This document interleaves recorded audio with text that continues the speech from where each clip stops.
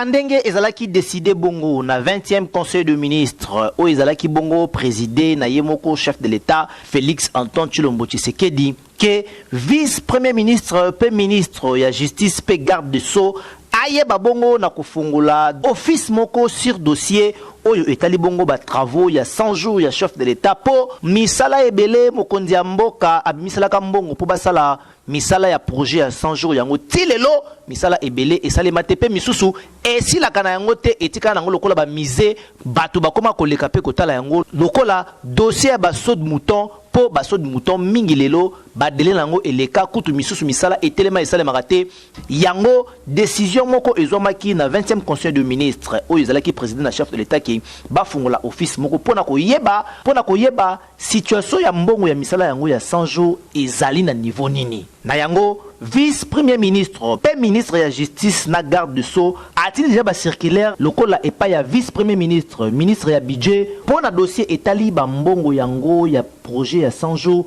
pe atindaki circulaire mususu epa ya ministre ya finance pe epa ya ministre ya finance na gouverneur ya banque centrale pe na vice-premier ministre pe ministre ya ITPR bayeba na koluka ko expliquer dossier o etali bongo mbongo to pe programme ya 100 jours oyo mokonza mboka Félix Antoine Tshilombo Tshisekedi alansaki pona kosala ba misala ebele awa na kati ya mboka na biso tala dossier oyo ya mbongo pe ya misala ya programme ya 100 jours oyo mokonza mboka Félix Antoine Tshilombo Tshisekedi alansaki batutu bazali kotala pe bazali kozimele po balingite bamona yango ebunga pe elimwa lokola ba dossier mususu elimwa bato bazana posa bamona clair pe bayeba ba entreprise o bazwaki ba mbongo pona kotonga basaut de mouton kosala misala ebele basali na yango nini pe eke wapi ba congolais bazotalela pe baza kozimele.